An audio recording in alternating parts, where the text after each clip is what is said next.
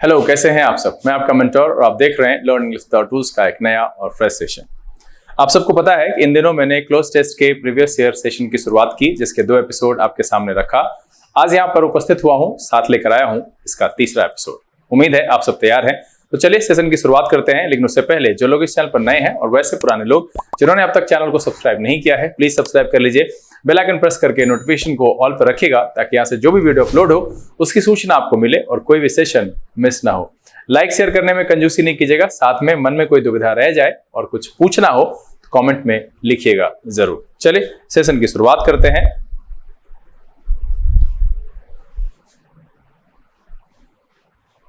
Learn English without tools के session में एक बार फिर से आप सबका तहे दिल से स्वागत है। जैसा कि हमने पिछले दिनों किया है, आज भी मैं स्क्रीन के सामने से हट रहा हूं।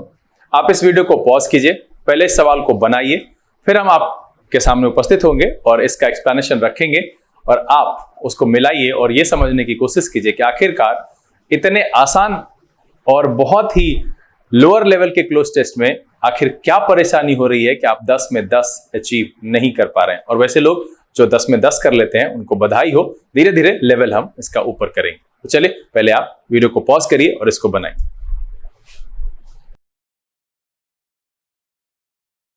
चलिए, उम्मीद है आप लोगों ने इसको सॉल्व कर लिया होगा और बड़ा ही आसान लगा होगा। मुझे नहीं लगता है कि इस पैराग्राफ में कोई ज्यादा परेशानी है।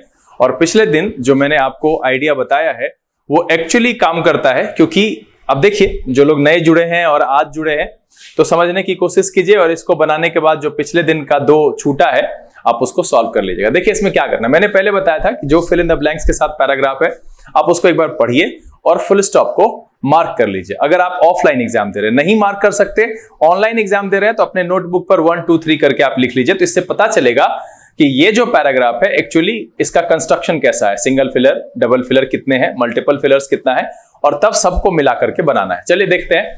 Man has been tampering dash the ecosphere very dash time and is forced to dash that the environmental resources are dash. और यहां पर एक फुल स्टॉप मुझे मिला है। तो चूंकि आप ऑफलाइन एग्जाम दे रहे हैं तो आप अपने क्वेश्चन पे मार्क कर लीजिए, नहीं दे रहे हैं तो आप यहां पर 1 नंबर लिखिए और इसमें जो जो फिलर्स आया है, पहला, दूसरा, तीसरा और चौथा, तो ये आपका एक सवाल हो गया। ये पहला मल्टीपल फिलर हो गया। अब फिर हम दूसरा सवाल देखते हैं। दूसरे में क्या कह रहा है कि हमारा फुल स्टॉप है वो कहां है।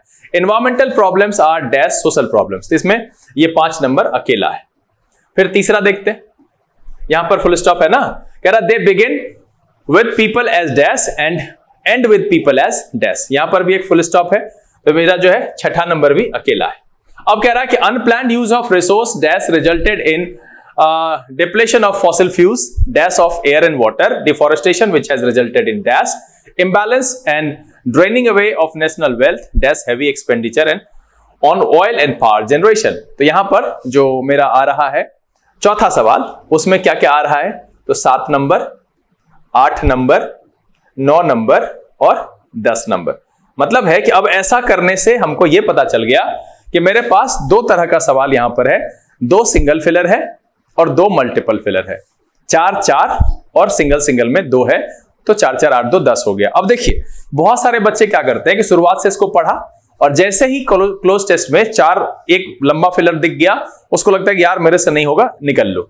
अब वहां जो 1 2 अंक बटोरने की संभावना थी, आप 1 मिनट लगा करके अगर 1 या 2 नंबर बटोर लेते हैं तो कोई घाटे का सौदा ये है नहीं, क्योंकि हमको हमारे लिए एग्जामिनेशन हॉल में ना 1 1 नंबर इंपॉर्टेंट होता है। तो अब देखिए यहां पर क्या है कि 2 सिंगल फिलर मेरे पास मिल रहे हैं, तो हम 5 और 6 नंबर को पैराग्राफ के हिसाब से ऑप्शन देख करके अलग अलग बना सकते हैं। चलिए इसको बनाने में मुझे 1 2 3 4 को रेजोनेट कराना पड़ेगा।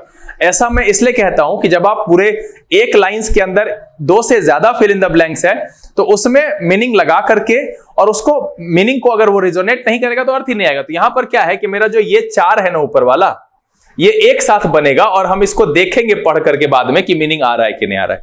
तो चलिए हम शुरू करते हैं। पहला क्या कह रहा है कि मैन हैज बीन टेम्परिंग। अब देखिए टेम्पर का क्या मतलब है। टेम्पर का मतलब होता है छेड़छाड़ करने से, है ना, हस्तक्षेप करने से। चलिए हम यहाँ पर सामने आपको दिखाते हैं, आप इस पर लिख भी लीजिए। टेम्पर करने का मतलब क्या होता है, हस्तक्षेप करना। और हर जगह वोकैबुलरी बहुत जरूरी है, तो नोट डाउन करते जाइएगा। तो यहाँ पर कह रहा है टेम्पर, टेम्पर के साथ विद का प्रयोग होता है, ध्यान रखिएगा। टेम्पर विद, यहाँ पर ऑप्शन नंबर सी आ जाएगा कि man has been tampering with the ecosphere for a very, अब देखिए यहां पर शॉर्ट होगा नहीं, लंबे समय से कर रहा है इकोस्फेयर का, उसको उसके साथ छेड़छाड़ कर रहा है, कभी पेड़ काट लिया, कभी नदी पर बांध बना दिया, कभी अपने हिसाब से नदी को उधर घुमा दिया। तो ये छेड़छाड़ी कर रहा है। भैया हम लोग नहीं थे ना, तो पृथ्वी पर जीव जंतु और बाकी सब बहुत चैन से था। हम सबको तबाह करके हम मानव रखे हुए हैं। सबसे जो पृथ्वी को पर तबाही लाने वाला जीव है वो यही इंसान है।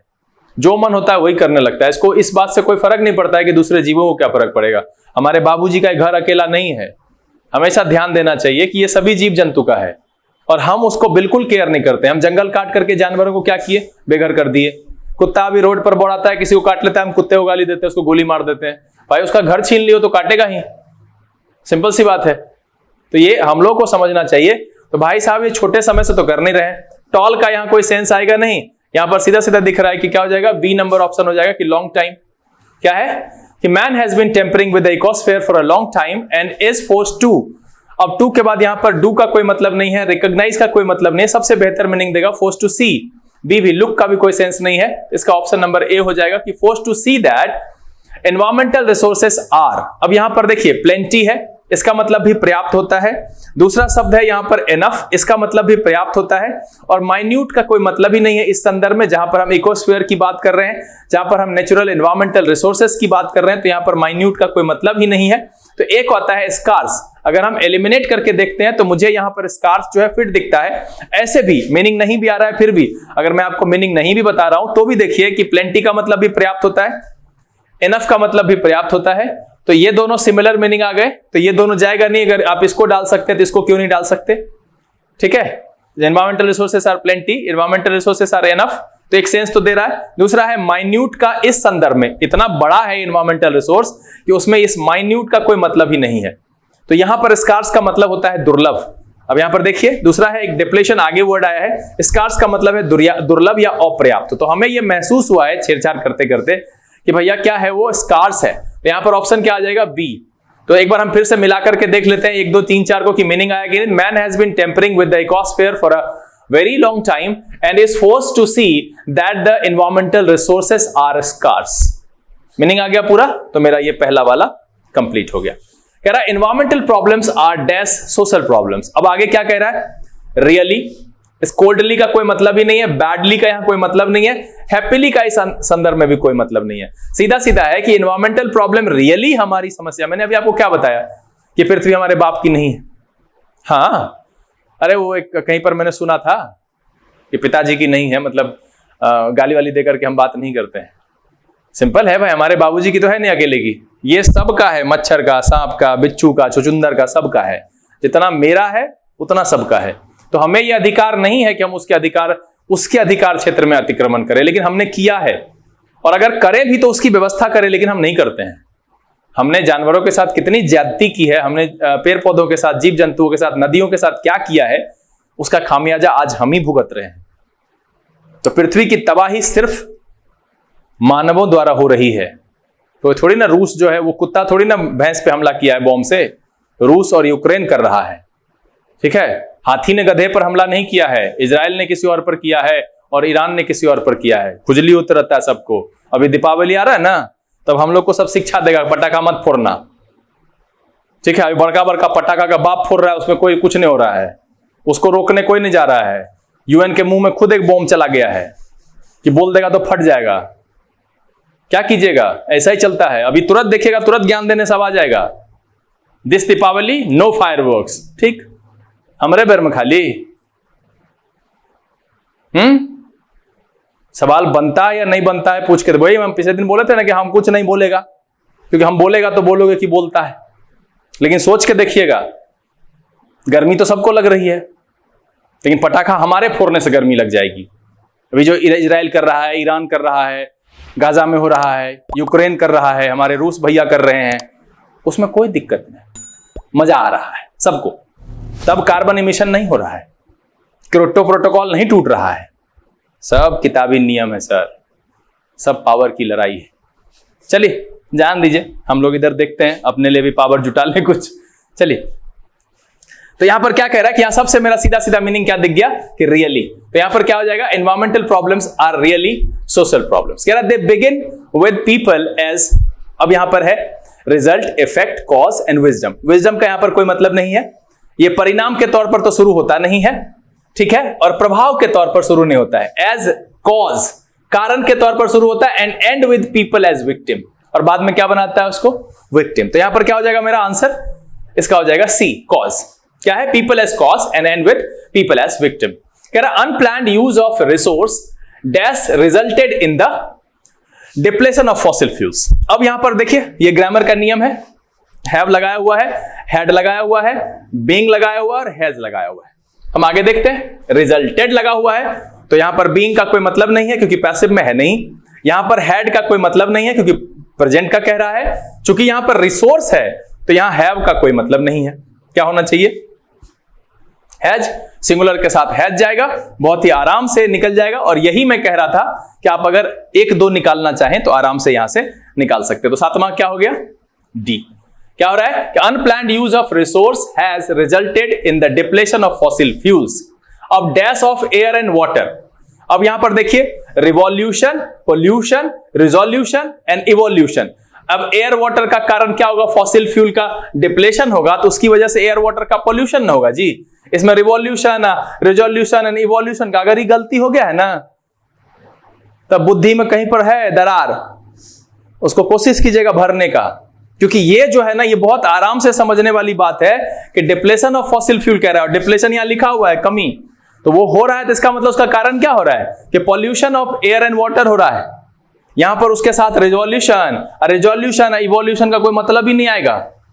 तो ये चीज गड़बड़ हुआ है तो थोड़ा सोचना है अपने बारे में कि कुछ भी बना दिए, है ना। उन्हें होता है कि राजू श्रीवास्तव कहते थे भगवान ने मुंह दिया ढप से बोल दिया, पहले सोच लो थोड़ा तब बोलना, क्योंकि जब बोल दोगे तो वापस नहीं आएगा, है ना, ध्यान रखना। तो यहां पर क्या हो जाएगा, पोल्यूशन।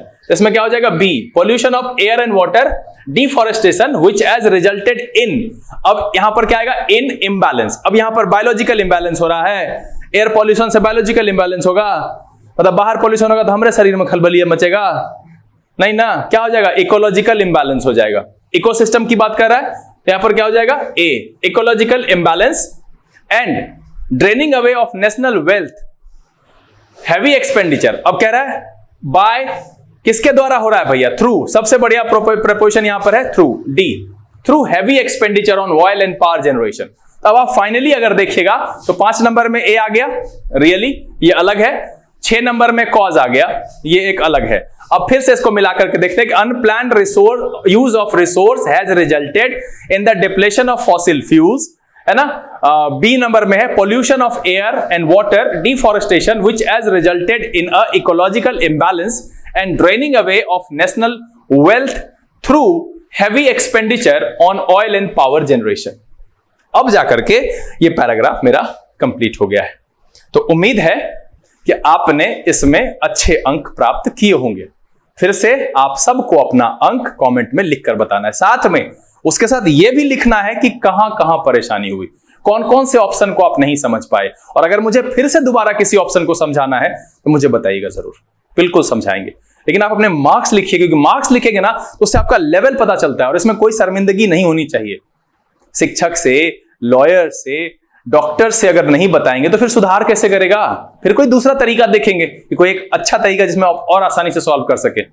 मैं इसलिए बोलता हूं, तो मार्क्स लिखिएगा जरूर। उम्मीद तो यह है कि ये वीडियो आपको पसंद आया और आपने सेशन को एंजॉय किया। अगर ये वीडियो अच्छा लगा तो इसको लाइक कर दीजिए। अब तक चैनल सब्सक्राइब नहीं किया तो प्लीज सब्सक्राइब कर लीजिए। बेल आइकन प्रेस करके नोटिफिकेशन को ऑल पर रखिएगा ताकि यहां से जो वीडियो अपलोड हो उसकी सूचना आपको मिले, कोई भी सेशन मिस ना हो।